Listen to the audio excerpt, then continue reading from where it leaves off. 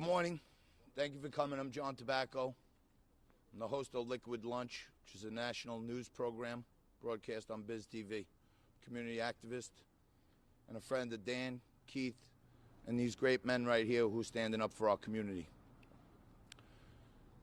We've had many victories against the mayor and the governor. I think we're actually still undefeated due to the great work of Mark Fonte and Lou Gelomino. But we're not here once again to spike the football, but to set the facts straight.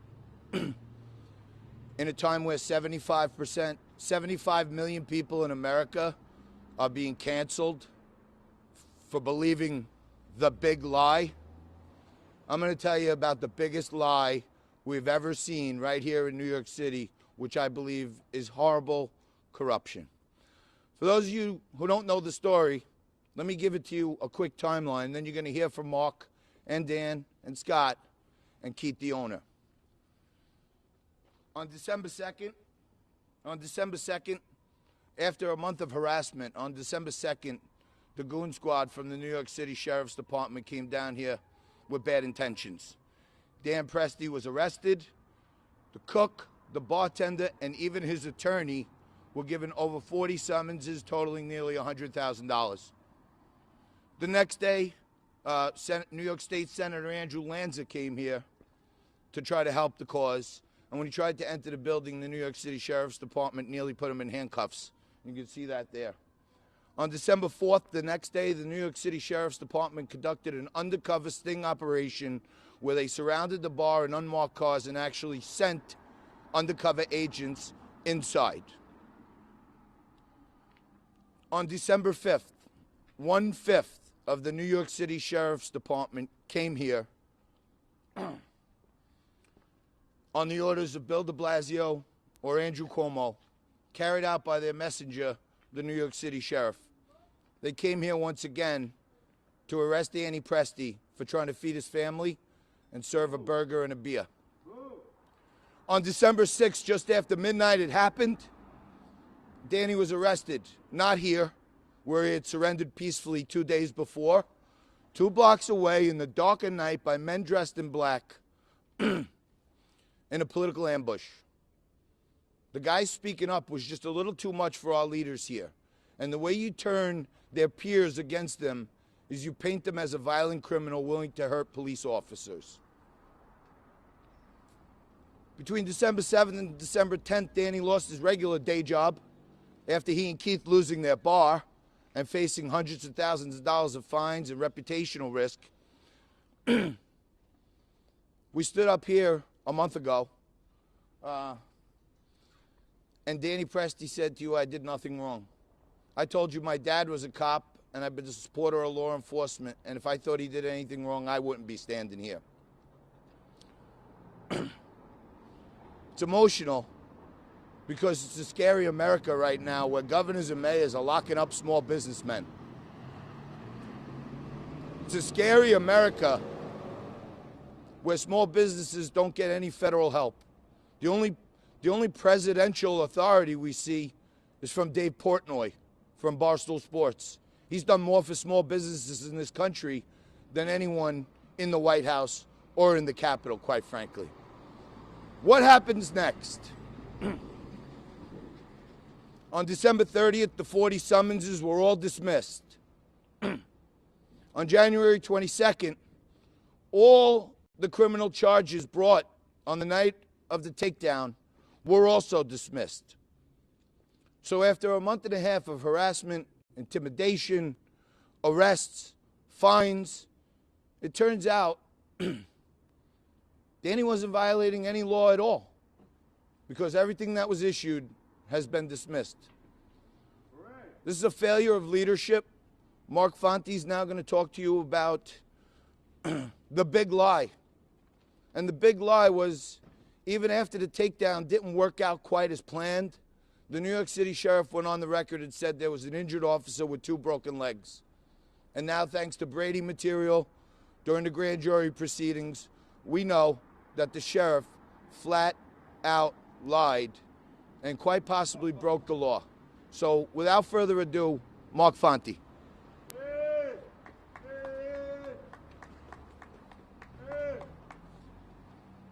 Morning, everyone. I know it's cold, so I'm going to be brief. But I just want to tell everyone the series of events that took place last week. So on Thursday, January 21st, Dan Presti and myself went into the grand jury in Richmond County. We were in the grand jury room for about an hour and a half. Dan gave a truthful, honest, factual, and detailed accounts of the events of December 5th and 6th. He was questioned vigorously by one of the best prosecutors in the district attorney's office. He handled every question. He answered every question without hesitation or purpose of evasion. The grand jurors listened intently. And the next day, January 22nd, we were informed that the grand jury did their job after listening to Dan's testimony. And their job was to no-bill him, which in layman's terms is find him not guilty of each and every charge as it pertains to the sheriff. They voted 2 nominal violations for serving alcohol without a license and for conducting a bottle club, which means you can't turn an establishment that has a liquor license into a BYOB. That's an offense, of course, because the government wants to take the tax off of it, so they don't want to lose that money, so they made that a crime. So those 2 minor offenses remain. Every crime alleged with respect to the incident with the sheriff's deputies, Sergeant Matos on the hood of the car, the assault charges, every single criminal charge has been dismissed by the Richmond County Grand Jury after a thorough and deep dive by a very professional district attorney's office. Speaking of the deep dive of the district attorney's office, in the law there's a statute which says if there's any evidence that tends to exculpate a defendant, that information must be turned over to the defense. This district attorney's office, as part of their obligation, their ethical obligation, did in fact turn over to the defense information prior to us going into the grand jury, and that information was turned over to me by Lisa Davis. And she said, and I will quote her, a review of the certified medical records of Sergeant Matos reveals that there were no broken legs, nor were there any other broken bones in his body.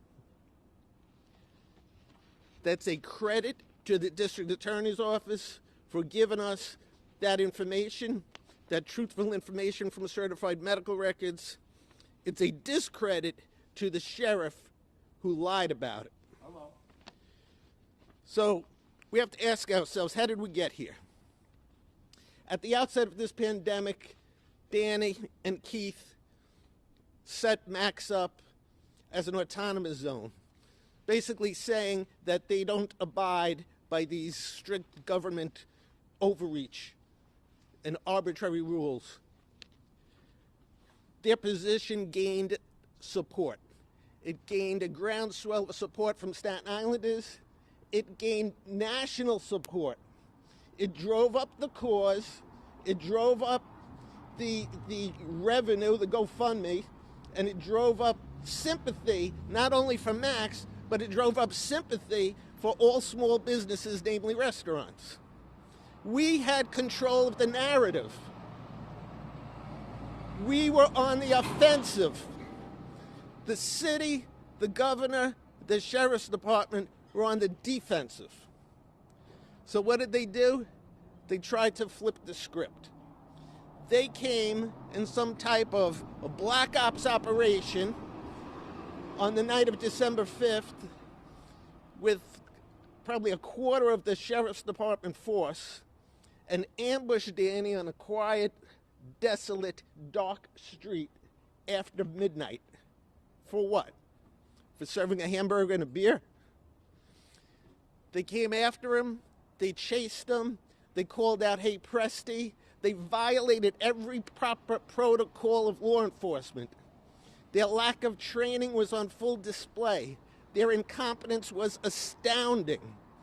They endangered not only Danny, they endangered themselves, and they endangered the good people of Staten Island by their actions. They, without identifying themselves as law enforcement, and dressed with black skull caps in dark clothing, chased Danny like a dog down the street into his car where he went for safety.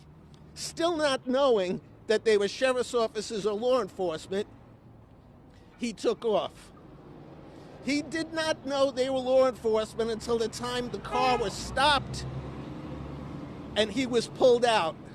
In fact, when he heard the sirens at the end, he was relieved, thinking they were there to help him. That conduct by the sheriff's officers is a demonstration of total incompetence, lack of training. Someone put that tactical plan together. Did the chief sheriff do it himself? Well, if the chief sheriff, Sheriff Aceto, came up with that tactical plan, he should resign immediately. Or was Sheriff Aceto merely a puppet on a string, the puppeteer being higher-ups from the mayor or the city's office? That we don't know. But someone ordered this event to take place. My partner, Lou Gelomino, called it a black ops operation. They came in, they swept in, they took him away, everybody was gone in about 30 seconds. 20 sheriff's officers' cars, a quarter of their force, to arrest a bartender? It was meant to change the narrative. Also, not to belabor you with this, but I've been practicing law for 4 decades. Every officer, every detective, every assistant DA, and half of Staten Island has my personal cell phone number. If they wanted to arrest Danny, they would have just called me, like everybody else does, and say, "Hey, we want to arrest your client. We want to serve him with a summons. Bring him to the precinct." I would have brought him to the precinct without controversy, without argument, without confrontation. He would have been handed a summons, and he would have been released. That's how professionals handle these types of incidents. The sheriff was not professional. And that's the best part of the sheriff's conduct, because the worst part of his conduct is still to come. Following the events and the arrest of December 5th, the sheriff set out to taint public opinion, because it was the goal to silence Danny and have him lose his ground well of support. The sheriff said on December 7th, he confirmed to the New York Post, and I quote, "He did indeed suffer fractures to both his legs," close quotes. A lie. He said to Channel 2 News on December 7th, "Presti dragged the officer 100 yards and broke both of the sergeant's legs." A lie. He said to ABC News on December 7th, quote, "My deputy has 2 broken legs, but is now out of the hospital." He said the same thing on December 8th to the Associated Press. "My deputy has 2 broken legs, but is out of the hospital." Pursuant to the Brady obligation and the ethical conduct of the district attorney, we now know Sheriff Aceto lied. He lied to the people of Staten Island. He lied to the press. He lied to a local audience. He lied to a national audience. He tainted public opinion, and it worked. Danny had to be muzzled because he had serious criminal charges pending. He could not any longer stand in front of a microphone and espouse his opinion about the orders of the governors being arbitrary and capricious. He was muzzled. He was canceled by the sheriff. So the sheriff had his day. Today is our day. The sheriff lied. He got caught. He must resign. There is an easy fix. Hey, what's going on, man?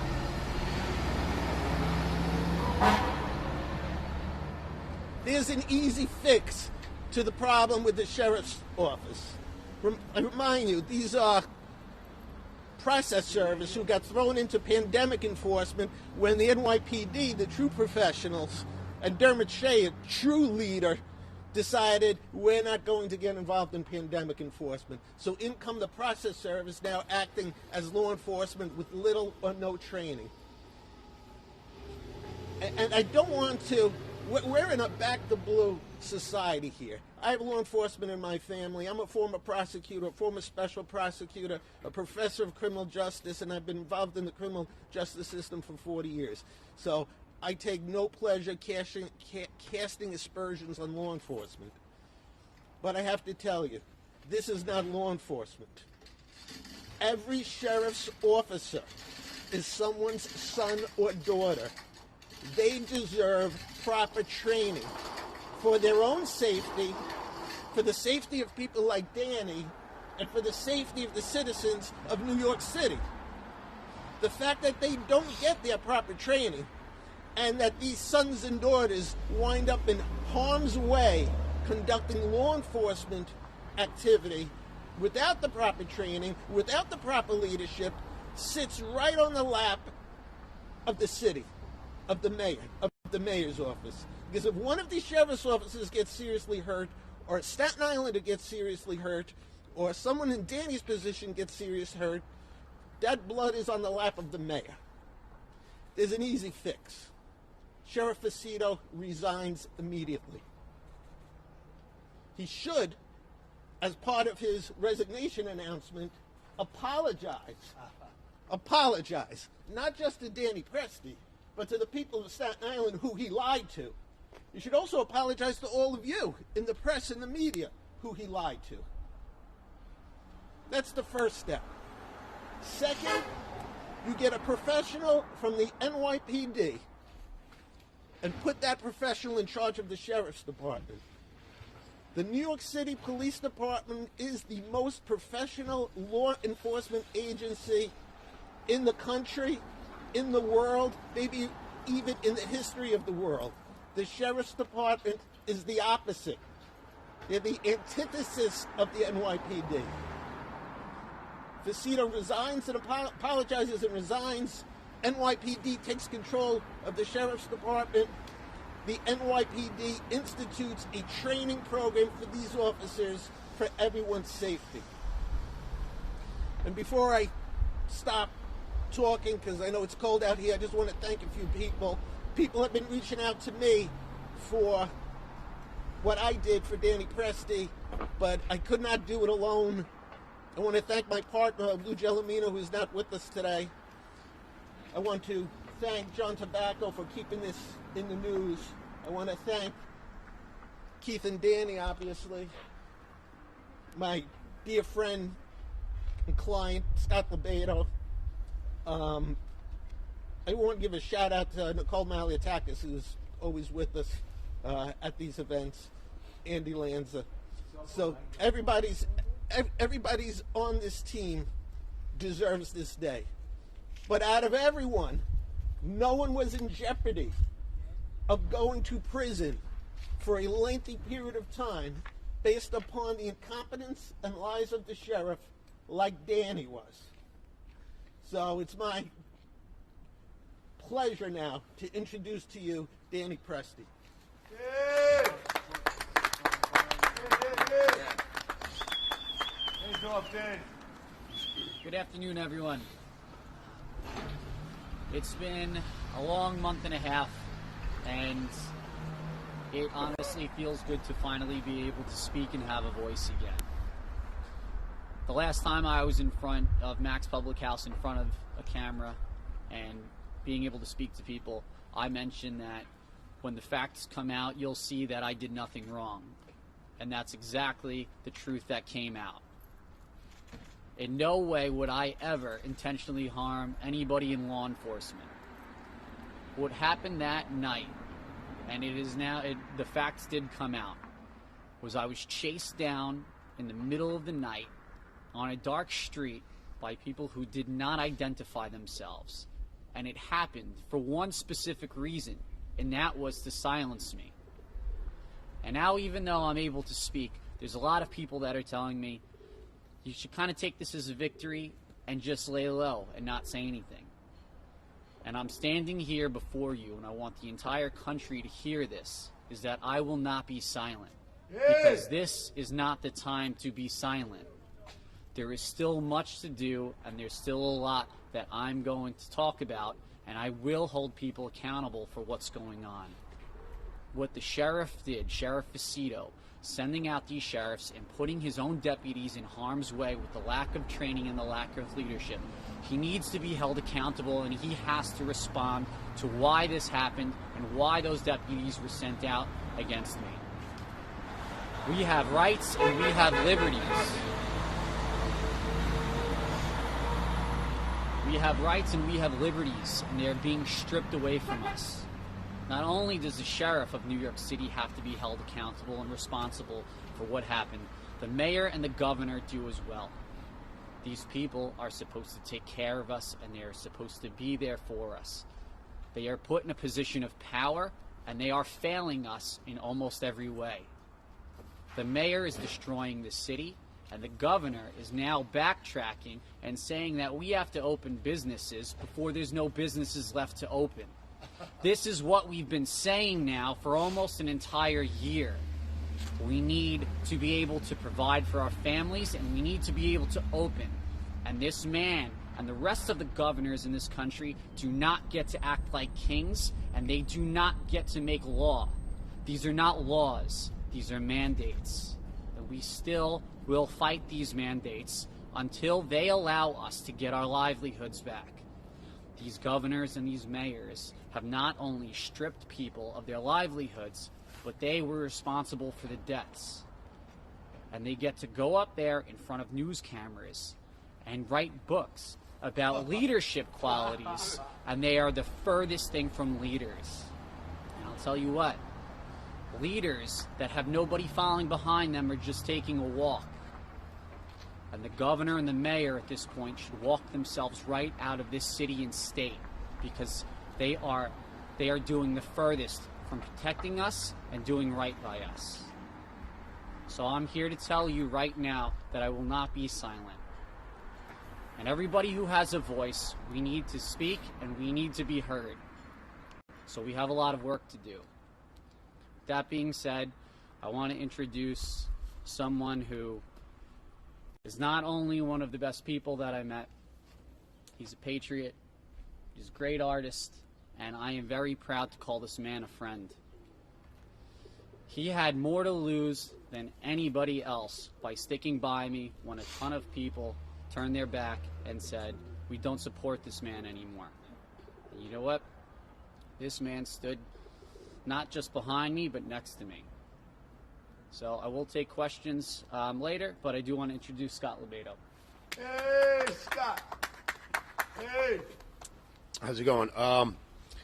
Quick story of how this came to be. I'm an activist and a patriot. You know, I promote patriotism, and activism is part of that, to help people fight for what they feel is right. And the last year or so, it's been hell. It really has. How the government, what our local government is doing to the small people, the working people, the businessman. And all summer I had rallies, even in the beginning, trying to get small business owners, small restaurants, who are going to lose anyway, get together and just open up. You know, you have to fight. What patriotism is not just waving your flag on 4th of July. This, what happened today, what you are listening to today, this is the epitome of patriotism. That the little man fought and won and beat the man who beat him. So they reached out to me months ago. They said, look, our beautiful business we just started, we have to close it. Our dream is getting shut down. We don't want to go down. We want to go down with the ship. We want to fight. We want to fight. We want to fight. Scott, help us fight. So I came up with the autonomous zone thing. We made signs. We had rallies. We started this movement. And it's these are patriots, because I said to them, I said, Danny and Keith, I need you to think about this for a couple of days. Think about it before we do this, because they are going to come at you. You are going to be in the public spotlight. Not to this extent, you didn't think. But here we are today. That the little guy fought, didn't care what he was going to lose because of what was right and what needed to be done, and how today is it should be celebrated like the 4th of July for us folks here. This is a major victory to prove to the rest of the country that all the other businesses that are like this, that are going down, you have to fight. I'm going to say one last thing, and I want you to think about this, people. Our first revolution in this country, it was planned in restaurants, saloons, and taverns. And isn't it ironic that the last year, these kings shut down restaurants, saloons, and taverns? Think about that. So the message is, people, I'll say it over and over again, do not give up the ship. These two gentlemen, these legends, have proved that today. So you can win. Thank you. Hey, Scott. Hey. Hey. The owner of Mac's Pub, Keith McElwain. Hey. Hey, Keith. Yeah. I want to thank everybody that came out here today. As we stood here a couple of months ago after Danny's arrest, there were people right away before we got in front of microphones, in front of the media, to let you know, let the facts end up coming out. And I let you guys know personally, I still stand behind Danny. I always will, because Danny was able to look me in the eye and tell me what ended up happening isn't right. They're lying. And I knew Danny would never end up telling me a lie if it wasn't true. And I stood here behind him, and I always will. Me and Danny have a relationship and a bond and a thought that we put into place, and no one's ever going to strip that. To everybody that has supported us through this, I want to say thank you. Those of you that end up taking a deep breath and decided to hear me and Danny and stood behind us, I thank you for that. For those of you that have gone out and bashed him and bashed Mac's Public House, you need to publicly owe us an apology. We deserve an apology from our mayor. We deserve an apology from our governor. Most importantly, we are owed an apology from the sheriff. He should leave. You don't want to publicly say you're sorry? Then just leave will be apology enough. This is not a black and white thing. This is an American thing. This isn't just about Mac's. This is about all small businesses. I've become friends with a lot of great establishments. These guys are suffering just as we are. I want nothing but the best for them and for them to succeed. And hopefully on February 2nd, the argument will be heard, and like up in Erie County, judges will start seeing the reality of what this really is. They will follow the science, they will follow the facts, and we will end up getting open to start providing for our families. The government is trying every other way to just silence us and use corruption against us. But hopefully that day will end shortly, and we all can end up getting back to work. My employees can get back to work. I can get back to work. And everybody can end up getting back to some sort of normalcy. Enough is enough. Stay safe. Thank you to all the supporters. I love you. Everyone, please, be well.